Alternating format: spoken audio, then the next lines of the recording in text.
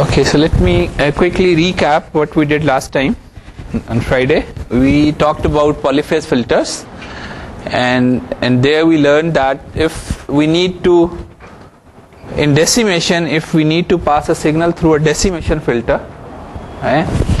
And then after that, because in decimation you always first pass a signal through a decimation filter with cutoff frequency pi over m, and then you throw away samples. And then as you are throwing away sample, it does not make any sense to compute what you ultimately will throw away. Okay? So keeping this thing in perspective, people have come up with interesting designs where you need not to throw anything, which will compute what is required. Okay? So those structures are called polyphase structures. And there we learned about the downsampling, which is the throwing away of sample. I showed you a MATLAB code, and then this is simple to understand. The polyphase decomposition is the decomposing a decimation filter in m parts. And how you do this? You design an h of n as you do in MATLAB, and then split the coefficients in m parts by assigning first coefficient to the first filter, second to the second, third and fourth, and then fifth, sixth, seventh, eighth. So you keep distributing the coefficients until you distribute all of them, and then each of these filters is termed as ek of n. ek0 means the first filter, e1 second, third, fourth, fifth, sixth. So as many as you require, depending upon the number of decimation stages. So you do this, and then we learned about the maths of it, that how does it help to actually reducing or the eliminating the throwing away effect. And for that we learned that h of z has this relationship with the other e's. ek z raised to the power m is the z transform of other filters, so it has this relationship. We learned that relationship, and we said, okay, h of z, irrespective of whether you are going to throw away samples or not, can be broken down into m filters. And this is really equivalent to giving one sample here and then giving 0, 0, 0, so that once you add, you should still get h of n. So to maintain the h of n, you give first coefficient to this one, then assign 0, 0, 0 to this, but then assign 0 and the second coefficient to this one, and then 0, 0, 0, so that once you add, you get h of n back. So that is really equivalent to this z transform, that first coefficient is assigned to. So if you have, let's say, h0, h1, h2 till h7, and let's say these are 4 of these, so give h0 to this one, h1 to this one, h2 to this one, h3 to this one, then h4 to this one, so that once you add, you get an h. So this because is coming after m samples, that's why you see z raised to the power m here. And there is a delay, one delay here, that's why you see z inverse here. There are two delays, that's why you see z minus 2 here. And similarly, as you keep going down, it represents that you got to shift them to add to get h of n back. So then learning this, that x of n, y of n, then we said now let's bring the m factor in. And in fact we instead of writing z inverse z minus 2, we brought them to on this. So this has z inverse, so on this you have z minus 2, on this you have z minus 3, so you can write it like this. And then said okay. So then we brought the decimation. We say okay, now let's put the decimation here, and this is here. Now we want to reduce this to an architecture which facilitates throwing away of samples. And then we brought the M inside. We said okay, let's bring it inside. So we did that, and then we use the noble identities. This is the identity which are used in polyphase filters, that if you move decimation on this side, it is equivalent to, it'll eat up all the zeros in Z of M. So you can do it on the paper, that if you have something Z transform like 1, 0, 0, Z minus 1, minus 1, minus 3, okay? So means if it is Z is equal to 4, 1, Z minus 4 plus Z minus 8 plus Z minus 12. If you have something like this, then it is equivalent to, and then you are decimating. Let me bring the slide back. Okay.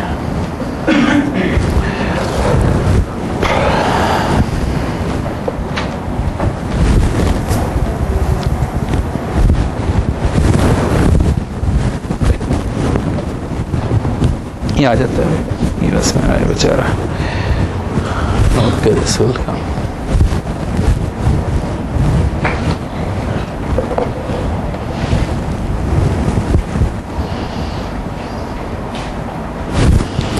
क्या हो गया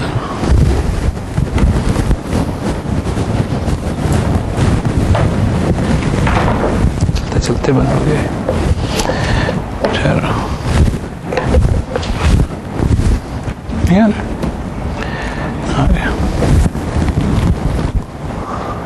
Okay.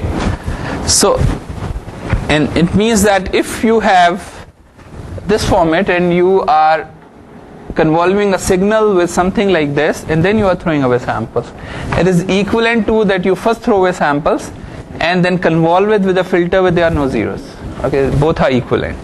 And you can do it, this exercise on a paper to find out that this is really true. So that is what is used. You say okay, we'll bring the decimation on this side and it'll eat up all these M's, and then I explain that how this acts like a switch. This whole thing is like a switch, that you first assign a sample to this input, then to this, then to this, then to this, and then you make all the filters work, run, and produce one output E. You add all the outputs together to get Y of N. So for every M input samples, you get one output sample. This is decimation, that for every M samples, so you are distributing samples. This is a fast switch. So this is only the switch which is working at a high rate. So you pass a sample to this filter, this filter, this filter, this filter, and then they work, produce a sample, add, produce an output. So for every M samples you get one output. So this is decimation, and there you are not throwing away actually any sample, number one. Number two, that these filters are running at a slower clock rate, at the clock rate of the output sample, not at the input sample, because you are producing output at this rate. So this is the benefit of using polyphase decomposition, and I just explained that why in practice IR filters are not used, and I also explained the work which we have done on this. And then we talked about upsampling, that where you need to interpolate to get all these samples. And in interpolation, I explained that in interpolation primarily, once you insert zeros, you are adding extra spectrum of the signals. You're making extra copies, and that requires to be removed. And to remove that, you need to pass it through a low pass filter. So you first insert zeros, then pass it through a low pass filter with cutoff frequency pi over L. So it is almost the same as we did in decimation. In decimation, first you filter, then you throw away samples. In this, first you insert zeros and then you pass it through filter. So again, the question is, while you are inserting zeros, you will be running this filter at a higher rate, because you insert zeros, you make sampling rate faster, because if let's say every 1 mega samples per second, and you want to upsample it to 10 megasamples per second. So first you are making 1 megasamples to 10 megasamples, whereas there are, after every sample there are 9 zeros. Okay, so all zeros, while convolving the zeros with this, the impulse response of the filter, you will be multiplying with a lot many zeros. It does not make any sense. Why to multiply something with zeros? And to increase the sampling, increase the rate and then pass it through a filter. So again, same motivation, that we want to run this filter at a slower rate and we don't want to insert zeros. Right? We don't want to insert zeros. We want somehow an architecture, a formulation which can automatically add zeros, okay, and give me a higher rate, whereas I execute my filters at slower rate. So this is the motivation behind the polyphase decomposition. And again you use the noble identities, and here first you insert zeros, then you filter. Filter we know is this.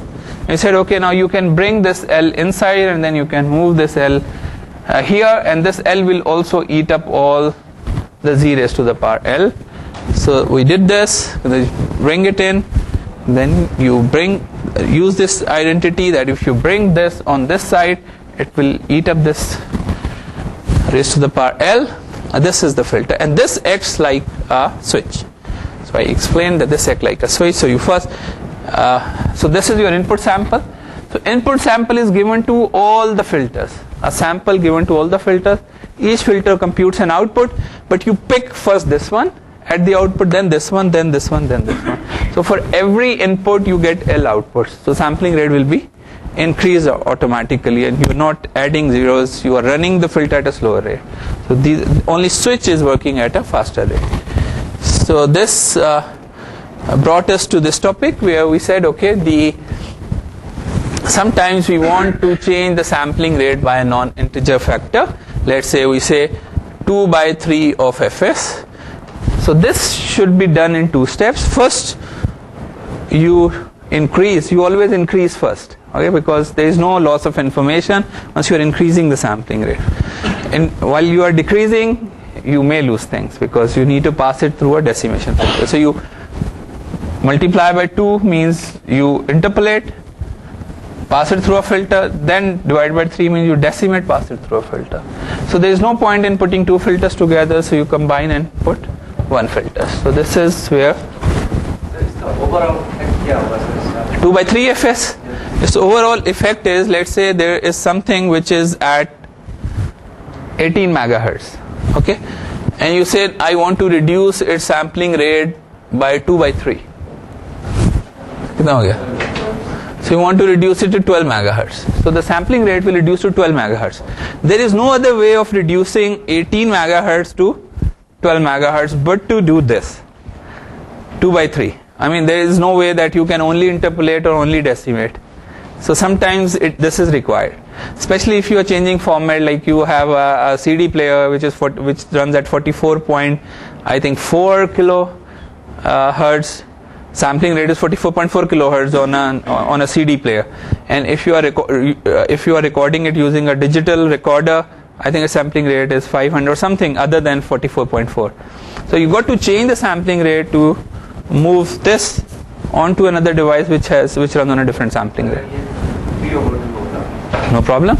If it is 3/2, ये आपने खुद करना होता है. I mean, it's not coming from somewhere. It is your requirement, and it means that if I ask you to change the sampling rate to 27, you say 27 can be achieved by 3/2.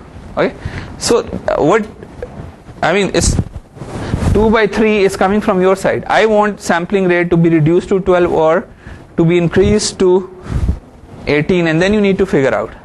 And difficult is once I say I want this 18 to be 19 or 18 to be 18.5.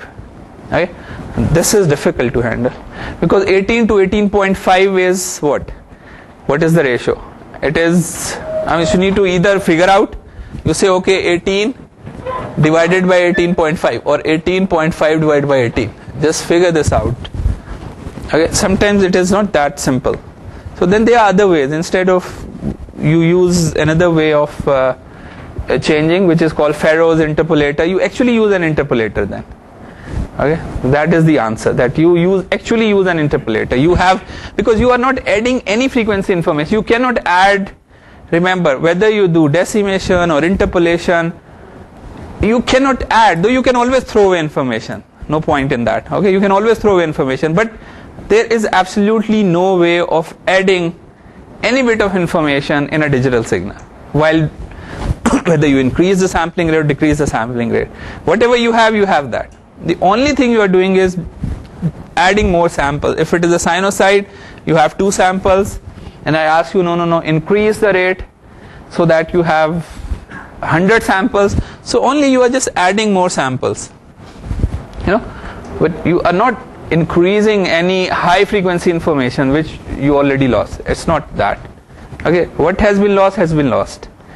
Only thing in digitally, if you see a spectrum, you are increasing the sampling rate, your spectrum will compress, as you are adding more and more samples, because you are not changing the highest frequency of the signal. The highest frequency is still the same, okay, but you are changing the sampling rate. So sampling rate, if you change the sampling rate, it will start moving away from the highest frequency. So that is the effect. So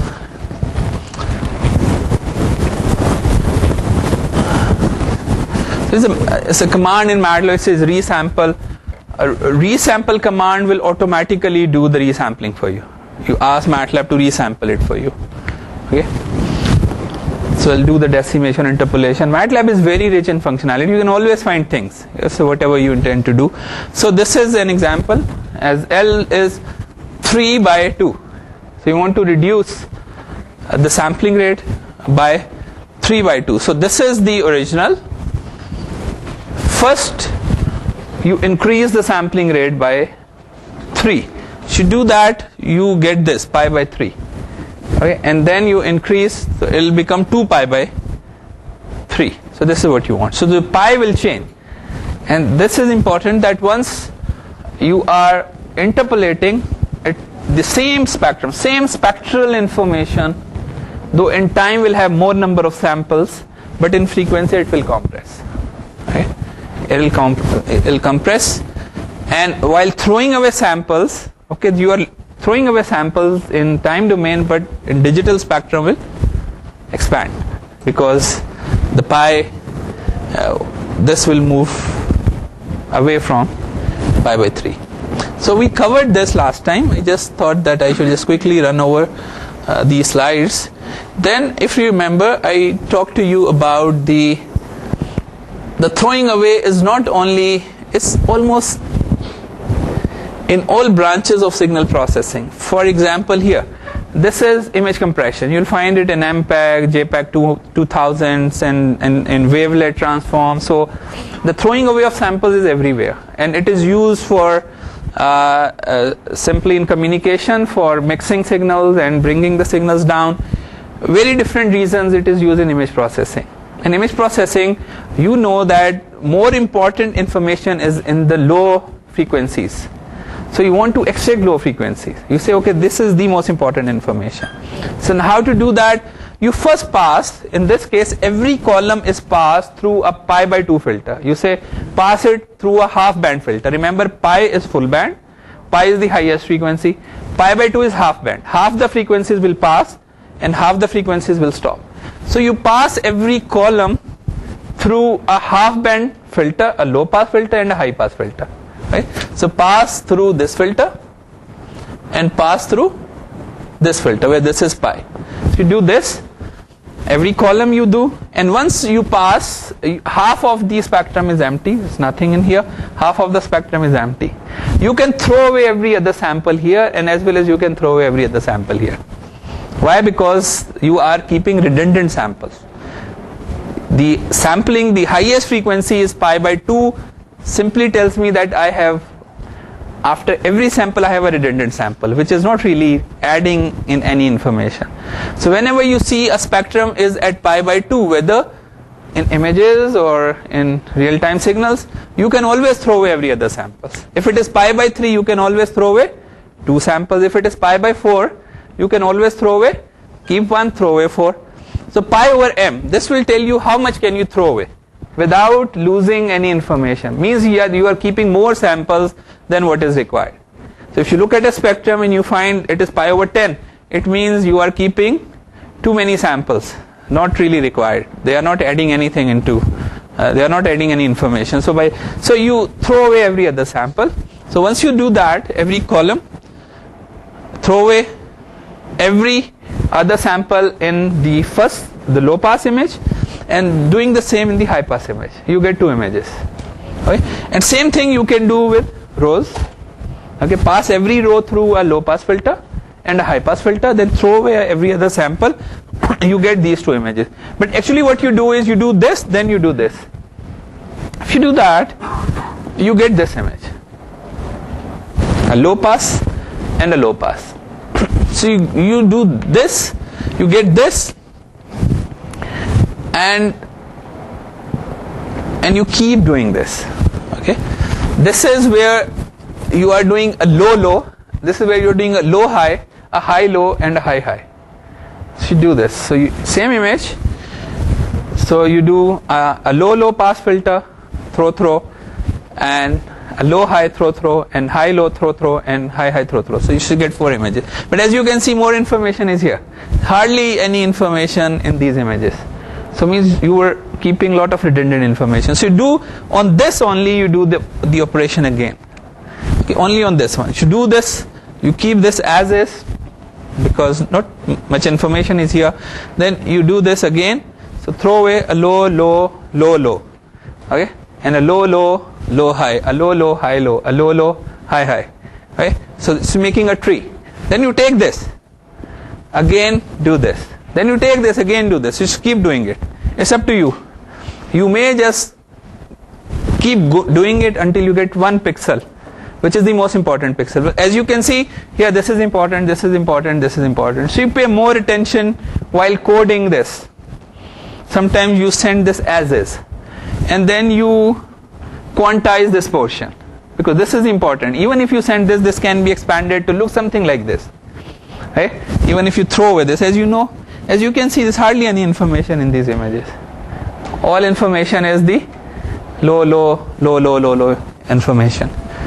So though we usually don't throw away this, so we use this, but you compress this more and you send this as is, and then you recreate. How you recreate? You interpolate.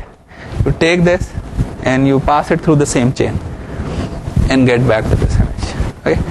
So I think namaz ke liye break kar lete hain, then we'll come back and learn more about this.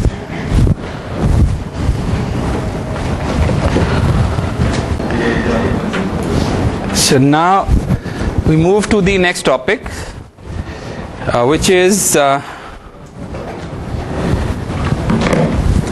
frequency response of an LTI system, which we have mostly covered. Then system with rational system function. So this is in continuation of what we have done so far. So sampling, we have covered sampling. We know how to sample, how to decimate, how to interpolate. Now we are coming back to a system that this is the impulse response, and in frequency domain a convolution is multiplication. So you know this, we know about the impulse response, but important is this equation which says the output, the frequency response of the output is tailored according to the frequency response of the system. So it is tailored, the magnitude is tailored like this, and the phase is the phase of H will be added in phase of X, and we'll focus in the first part of the lecture, we'll focus on this, that what does this mean really once we say that phase will change or phase will be corrupted. So what will it do to our signal? So we know that if it is an IIR system, you cannot use convolution summation to implement.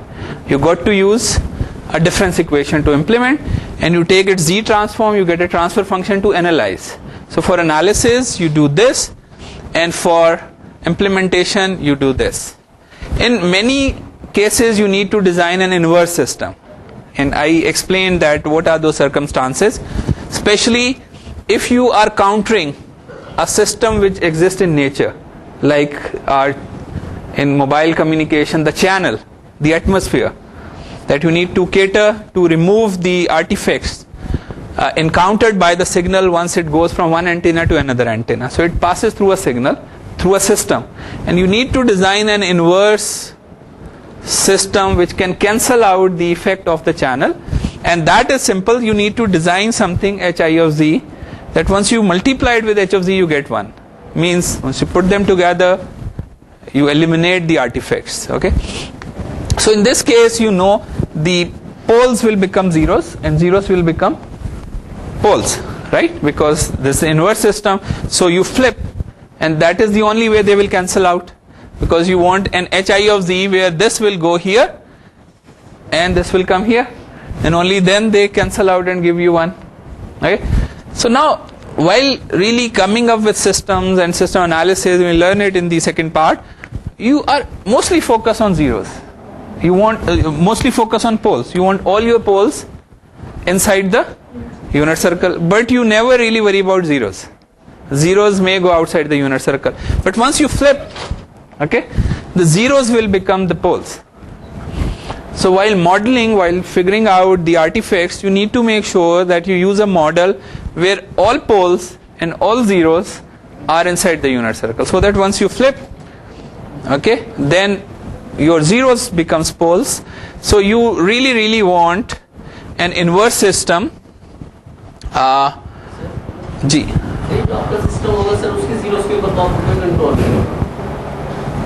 Ji, but you can always use a model, because zeros does not really play that important a role in shaping the response. Design करेंगे जी, I'm saying कि देखें, जब once you are modeling, you know, once you are using a model, you say okay, this is a model, and model is never exact. You are just trying to figure out that what will, you know, suit it best. So you make sure that zeros are also inside the unit circle. You never use a model where zeros goes outside the unit circle. Say, so you force zeros to be inside the unit circle, and if they are not, you force them. You may just, that may not exactly give you what you want, but you force them to be inside the unit circle. Because of this, the causal and stable with causal and stable inverse. So you need to make sure that all poles and all zeros are inside the unit circle. So you need to make sure about that. So this is the inverse system, and we know that inverse system is where you take 1 over hz, okay, and then the poles will become zeros, and zeros of this will become poles of the system. Okay, and you want it in a way that once you convolve it with an inverse system, you get a delta of n. In Z transform, you get 1. So inverse system is stable if all poles and zeros inside the unit circle. And these systems are called minimum phase systems. So minimum phase systems are systems where poles, all poles and all zeros are inside the unit circle. This is an example. H of Z is this. So it says a 0 at 0.5 and a pole at 0.9. Once you flip it, its pole will become 0 and 0 will become pole. In both cases it is stable. It is stable, this is stable and this is stable. Both are stable and causal. So these are the inverse Z transforms. Stable and causal. Okay. So, and here is, we have already talked about stability, that all your poles must be inside the unit circle. If they are not, then the system is unstable. So we know this very well. Now this is another thing which I really wanted to focus on. Inverse system का मकसद ये है कि in many cases you have to put inverse systems. For example, in like the images which I showed, it's going through a system which is primarily what? You decimate, throw away samples. You need to come up with an inverse system which will do the inverse and get your image back. Okay, this is one. The other is in digital communication, the equalization problem. Remember I showed you for a MIMO system, for example. Yesterday we were spending time with a PhD student and trying to come up with a way to design an equalizer. Okay, I explained that if you have an antenna, okay, just single antenna, a base station here and a mobile phone here, and you transmit, it goes through multiple paths. A signal goes through this, okay.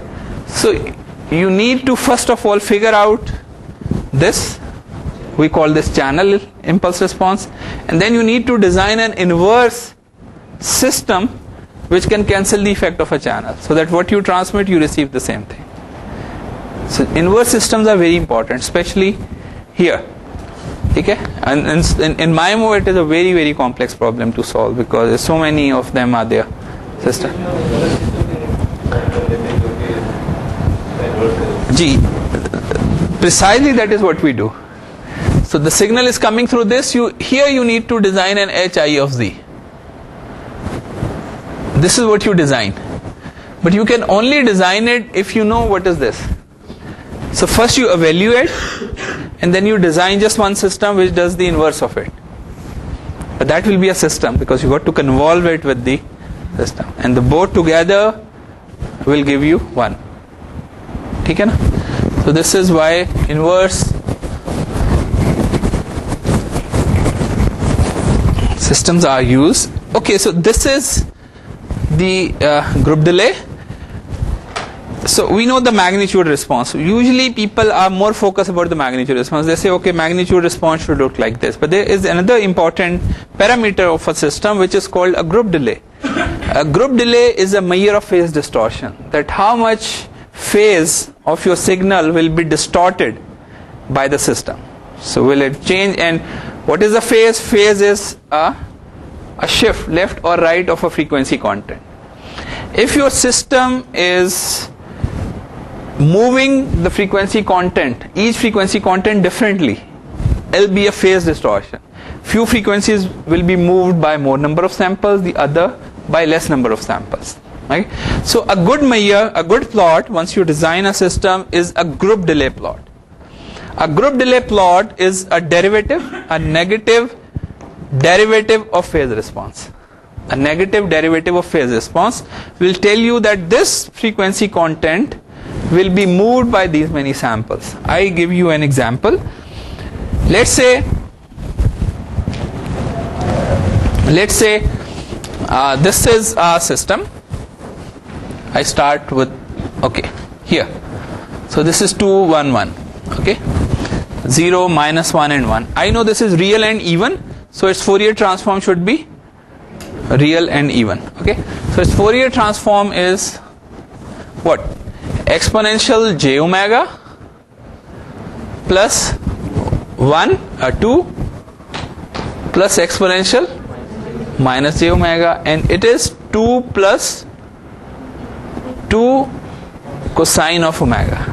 Okay, this is the response. I know this is not causal, so I move it by 1. If I move it by 1, so this is the signal. Okay, this is the signal, delayed by 1. A delay, if you either delay h of n or you delay x of n, both are same, but you are delaying it by 1. So this delay by 1 will delay all the samples by 1 of your input signal. If you convolve it with this one or this one, the difference will be, the output of this will be delayed by 1 sample. That will be the only difference. Otherwise you will get the same answer, right? So the Fourier transform of this is what? Exponential minus j omega and this. Now this is the magnitude, because this is real, and this is the phase. Take negative derivative of exponential minus j omega. What do you get? Just this is the phase. So negative d over d omega of minus omega is what? 1. So it tells you that all the frequencies, all the contents, whatever the contents of your input signal are, everything will be delayed by 1 sample. Whether it is this frequency or that frequency, 1 means the entire signal will be delayed by 1 sample. This is ideal. That we want the group delay to be a constant. We want the group delay to be a constant means we want phase to be linear. Okay, this is ideal because it will not hurt different frequencies differently. So now in IIR filter, the problem is that it is very hard to get a constant group delay. Okay, so this is the motivation of learning this. So the deviation of the group delay away from a constant indicates the degree of nonlinearity of the phase. Thus, giving a measure of phase distortion, we want the group delay to be as constant as possible. So this is our desire, that group delay should be constant, so that we only focus on the magnitude. So this is the arg means the gradient h means this is continuous phase, and you take minus the derivative and you get the group delay, and group delay got to be a constant. Okay, this as an example which I did, a shift in time will bring this. If you take a derivative nd, so if you are simply, you have a system which is causal, and an even, real and even will have real and even, no phase distortion. If you move it, it will have a constant group delay for sure. But the problem is with the IER system, that in IER system you cannot really get this. So this is the linear phase. Linear phase is simple, that you have magnitude, and only due to that shift you have multiplication by an exponential minus j omega nd. This is for a linear phase, where phase is linear means you have a magnitude which is real and even, and then you have an exponential. So this will only cause a group delay of nd. Okay, for example, you take a sink and you shift it by nd samples, it says a group delay of nd. Right? So this is an example. So this is an example where you shift and you only get, instead of 1, by for that sink to be shifted by nd sample will bring this exponential minus j omega nd factor. Okay? So this is the low pass filter with constant group delay of nd. Now this is a very interesting example. Look at this example. Here you have 3 frequency signals. So one frequency is a high frequency content. Okay, you generate high frequency content and then you stop. Starting from 0 to some 60 odd samples, you have high frequency signal. Then you have a low frequency signal. Okay, starting from here to here, you generate a low frequency signal, and then you stop, and then you generate a medium frequency signal. Which, once you look at the Fourier transform, remember, once you take the Fourier transform, the time information has lost. Only you are going to see 3 of these in the frequency response. This frequency, this frequency, this frequency. This is the low frequency, which is here. Okay, this is the medium frequency, which is here. This is the high frequency, which is here, and then you are going to see them again because it runs from 0 to 2 pi. Okay, so this is the frequency. These are the frequencies in your signal. Now let's pass these frequencies through a system which has this magnitude response. A 0 dB means it will pass this frequency and this frequency uninterrupted, and the high frequency will be highly attenuated, will go away, about minus 100 dB for example. So you will filter out the high frequency, which, let's say you want to just filter out the high frequency. So it will eat up the high frequency, this filter. It will let these 2 frequencies, low and medium frequencies, to pass. This is fine, but you really need to go up and look at the group delay plot. This is a group delay plot. MATLAB gives you a group delay plot as well. So you always, for a rational system, you must always draw a group delay plot. Now the group delay is telling you that this frequency, which is low frequency, will be delayed. It will simply tell you that this frequency will be delayed by these many samples, around 220 samples for example. So what is meant by this? It means that this frequency, which is a low frequency, will move up by 220 samples because the group delay is 220 samples. Now you go up and find how much this frequency will be moved. You'll find out this frequency will be moved around 50 samples. So this is what will happen. Your low if I go back, the high frequency will be filtered out because your filter is just filtering out this, so you need not to worry about this. But this low frequency will move 220 samples, and whereas this frequency will only move 50 samples. So what will happen? The low frequency will go ahead of the high, the medium frequency. They'll change their positions. So a phase distortion means that your signal will look different. Really, this is what will happen, because the frequency contents, if you can distinctly generate the frequency contents to observe what will happen, they will just move differently. Okay, it may happen, it depends. You may have a filter where this will move more, this will move less, and they may mix up with one, and you may not even able to recognize that this is the same signal, because you really want to see a signal where this frequency should go away and you still get these two. But this can easily happen that both will move to the same place, so they will be added up and you only see one signal. You don't see three distinct signals. Right? So this is the effect of group delay. Okay? Effect of group delay is different frequencies will be moved differently, and this is your output signal. This will move 220 samples, then this will move only 50 sample, and this will be filtered out. Right? So this you don't see anymore because this has been filtered out. But this concept is important, that you IAR filters, you need to go and plot the group delay. Okay, in MATLAB,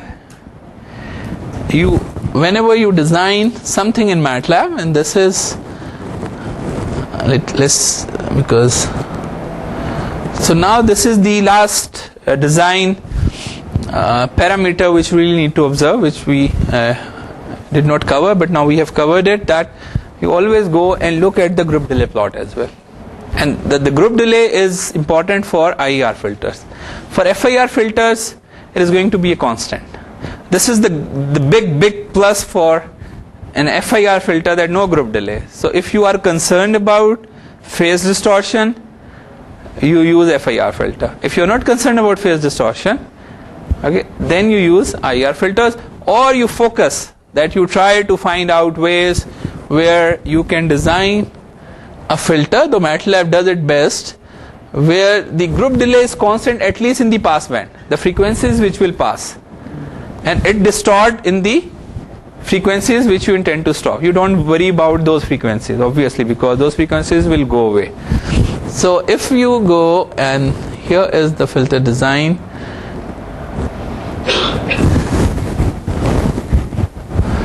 toolbox.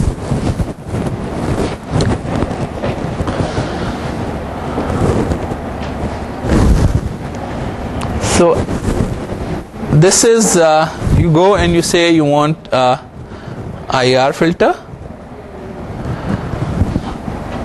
okay, and then you say I need to know the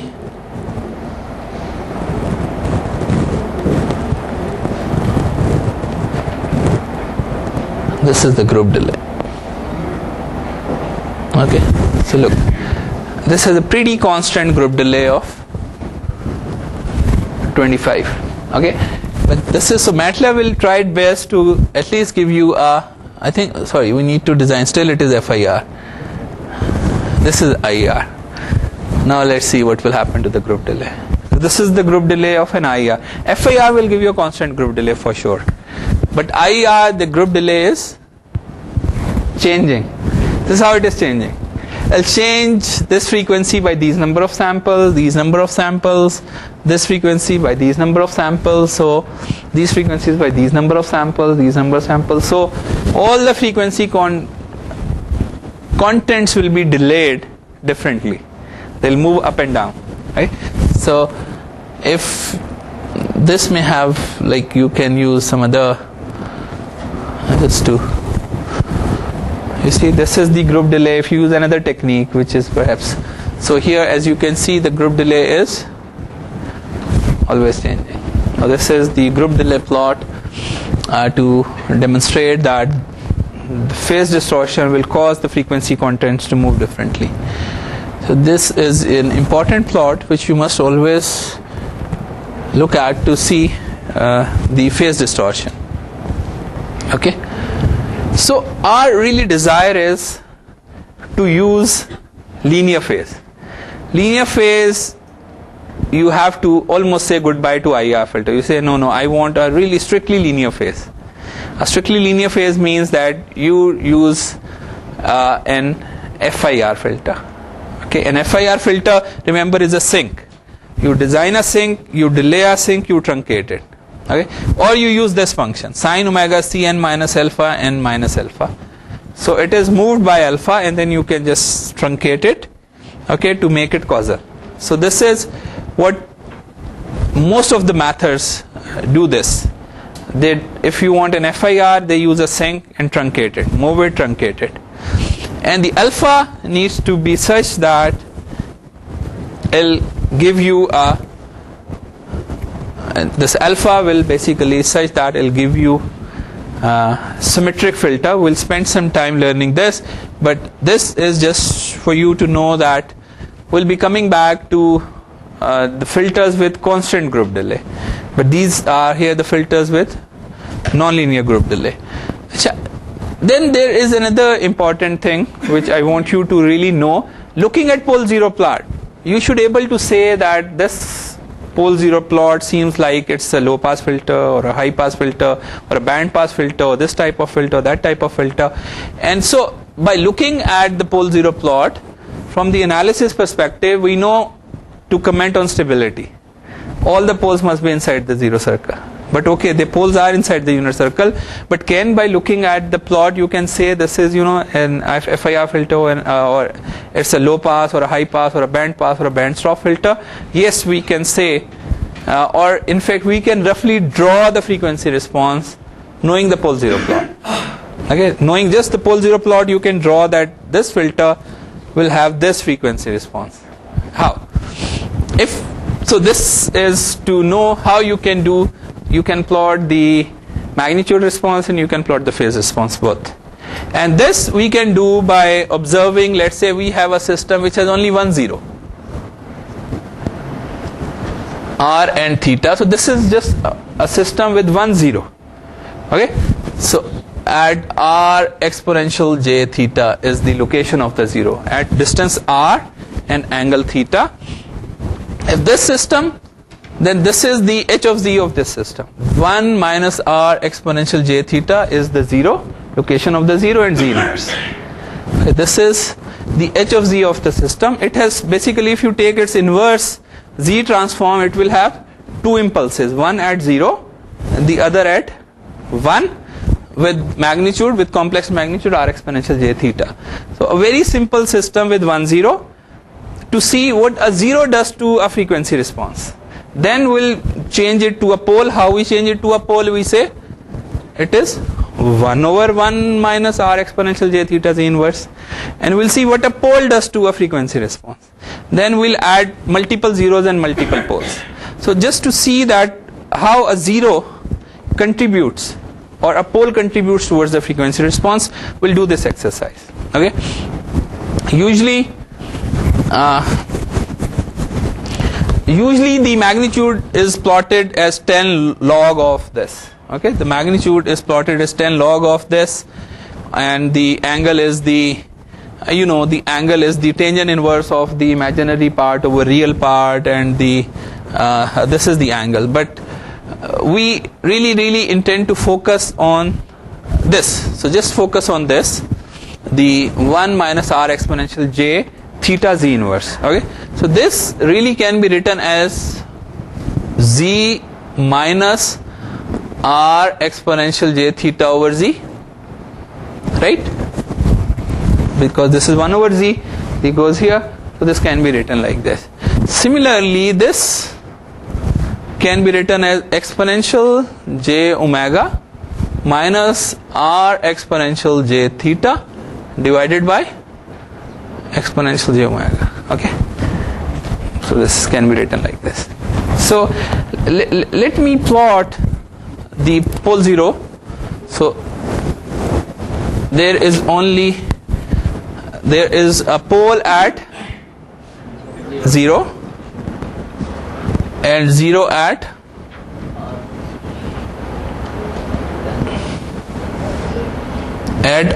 r exponential j theta.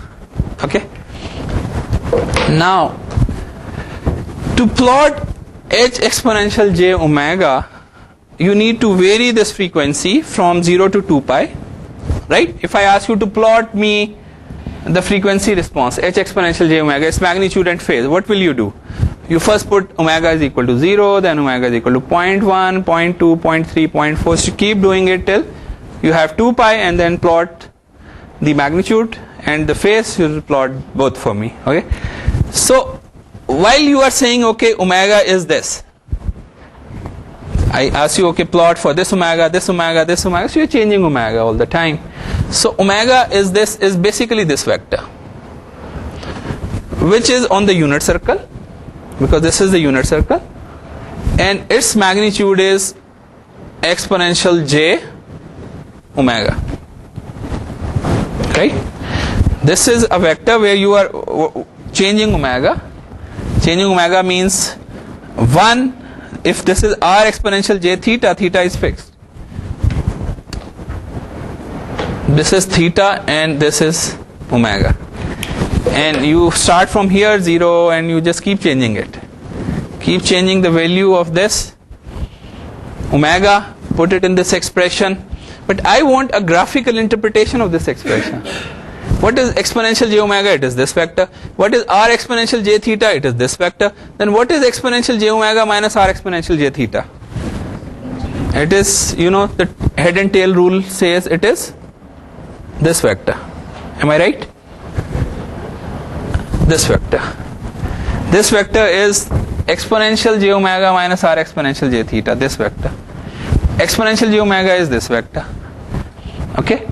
So if I want to plot the magnitude of h exponential, if I want to plot the magnitude, so I plot the magnitude of this, magnitude of this. What is magnitude of exponential j omega? 1. So I need not to worry about this. What is magnitude of this? It is length of the vector. It is length of the vector. Magnitude of this is length of the vector. Okay, if I call this vector v1, vector v2, vector v3, so it is really the length of vector v3. Again, we are trying to figure out a way where by just looking at the pole 0 plot, I should able to plot the magnitude response and the phase response. Okay, or at least I should able to comment whether, you know, this is what it is. And now I'm saying let's start with looking at a 0, just a 0. I say, okay, this is a 0. So this is 0 is here. Then I say, okay, this is the frequency response. So I write frequency response like this. Then I actually plot exponential j omega. I actually plot r exponential j theta. I actually plot exponential j omega. Then I say, okay, if I plot this, it is really this figure. Then I say, taking the magnitude means I am only taking the magnitude of this vector. Means to plot the frequency, the magnitude of the frequency response, I take the length of the vector. If I am plotting it for 0, this is the magnitude of the frequency response. Then I just keep changing it. So I can measure this. Where do you think the response will be minimum? At theta, here. Length, because the length of the vector basically is, so it will be minimum at theta. So theta, it will come down. Where will be it maximum? The length of this vector on the unit circle, once it is a here, this is the length. It is 1. If let's say this is 0.8, so what is this minimum? 0.2. So the minimum will be 0.2. And what will be the maximum?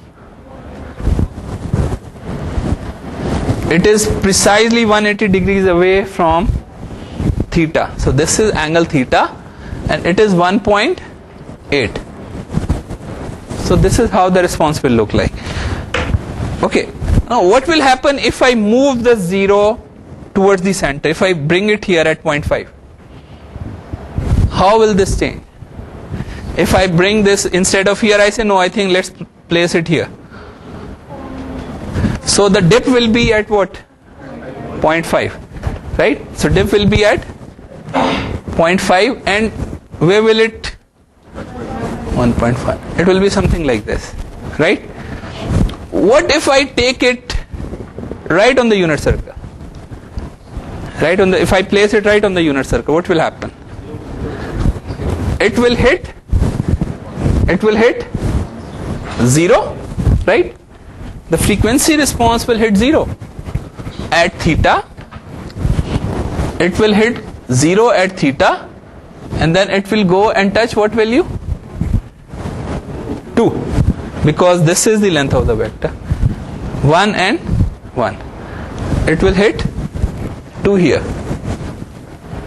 Let's say theta here is pi by 3.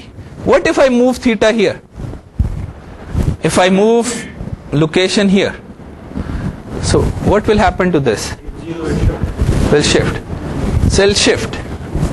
It'll go to the new location. Okay? So if you start moving the location of 0, the dip will start moving. Okay? So dip is controlling the shape. The location of 0, how down will it go depends upon how close you are to the circle. If you are right on the circle, it will touch 0. If you are not at 0 but you are away from 0, it will go down and it will come up. And so this tells you. And what if you have a pole? It is 1 over this, right? It is, if pole is, it is reverse. It is 1 over this length. Means what? Means that the magnitude will be max. You cannot place a pole right on the unit circle because it will give you infinity. So a pole, let's say you place it at 0.9. So what will happen if you place a pole at 0.9? On this particular angle, it is, length is 0.1 and 1 over 0.1 is 10. So means that if it is a pole at theta, you will go up to 10, and once you are here, right, opposite to the pole, you will have 1 over length is 1.9. So 1 over 1.9 over 10 over 19. Let's say if it is 20, it is 1 over 2.5. So it will come down to minimum value 0.5. So means a pole closer to the unit circle will bring your frequency response up. A 0 will bring it down, number 1. So wherever you place a pole, right, opposite, 180 degrees opposite to the pole, you will have minimum frequency response. And if it is a 0, right away from a 0, you will have maximum frequency response. Okay? So this is what we really, and let's now come and worry about the phase. We know if this is a vector and this is a vector, this is a V3 vector, and let's say this is a V1 vector, and if I plot it again, we started by saying this. Okay, V3 vector we have concluded is this vector, which is also called a 0 vector because it is from the 0 to the unit circle. Okay, or anywhere where you want to compute the omega. So this is V3 vector. Let's say V1 vector is this vector, which is also called a pole vector because pole is at 0 to the unit circle is, and this is the angle omega. Okay, so we know from vector algebra that if you are dividing two vectors, their magnitude you divide, but the magnitude of this is 1, so we are not really worrying about this. We are saying the magnitude of the V3 vector is basically the magnitude of the frequency response. But for the phase, it is this angle minus this angle. We know the angle of this vector minus angle of this. What is angle of this vector? It is this angle. Let me call this phi. And what is angle of this vector? This is omega. So phase can be measured by phi minus omega. Okay. Once you are exactly here, both vectors are aligned. So the phase of this and this both will be same. They'll cancel out. Phase will be 0. Okay. Both vectors are like this, so that there will be no phase. So let's now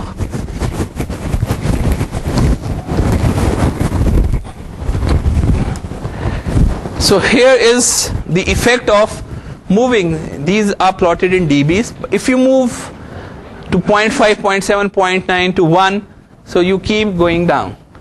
Okay, so just keep going down as you keep moving closer to the circle. Once you hit the circle, you hit 0. Right? And if you start moving the angle theta, so what will happen? Then angle theta means that you are moving the dip. Dip is here, pi by 4. If you move it to pi by 2, dip is here. If you move it to pi, it is here. So you keep moving it, the dip will keep moving. This is for 0. And remember, for a pole, it is inverse of what you get at 0. So this is the math. This is V1 vector, this is V2 vector, this is V3 vector. This is the angle of V3 vector, this is the angle of omega. So the magnitude response is really V3 over V1, which is V3 over V1 is magnitude V3.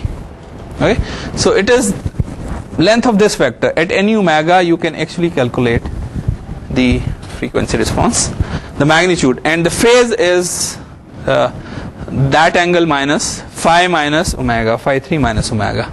So this is what is shown here as well. So here is, you have poles vectors and zero vectors. If you have more zeros and more poles, usually this is what you will have. A lot many zeros and lot many poles. Simple math. Compute all these zero vectors, okay, and multiply them together. And compute all the poles vectors and multiply them together, and then divide. Okay. If for instance, if I ask you, you have this pole and this zero, for example, okay, and this zero and this pole. Okay, I ask you, give me the magnitude of the frequency response and the phase response at some frequency. Let's say this is the frequency. So what do you need to do? Find length of this vector, find length of this vector, multiply them together.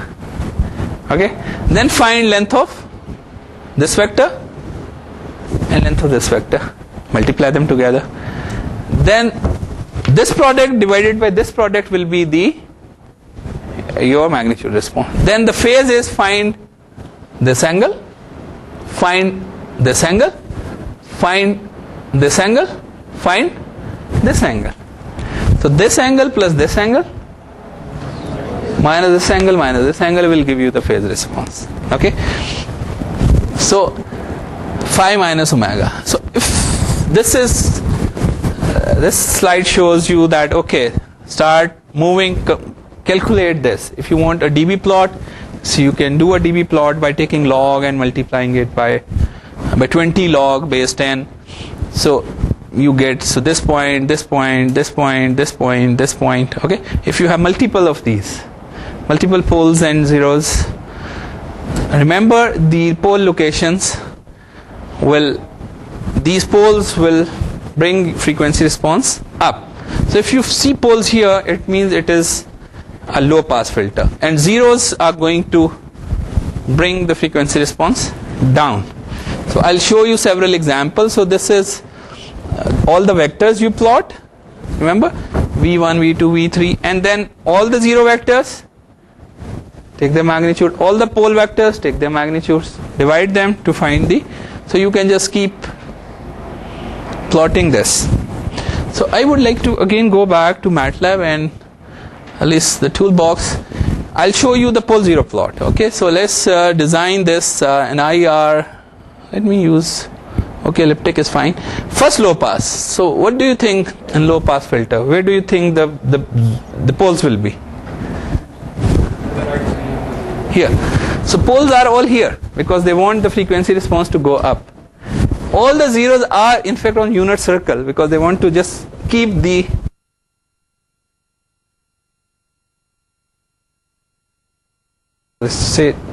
keep them down, bring them to 0, 0, 0, 0. They go up, then again bring, because for every pole they'll try to, away from the pole, they'll try to go up and you bring them down. Right? So this is the observation. Now what if I design a high pass filter? Where do you see the poles will go and the zeros will go? All the poles will come on this side and all the zeros will go on the other side. So let's see if it happens.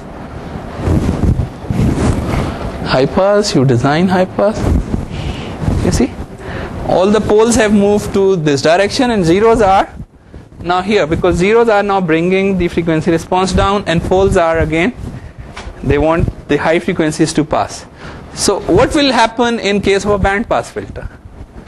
Where do you find the poles will go? They will be in a band, because the band pass poles will be in a band, and the zeros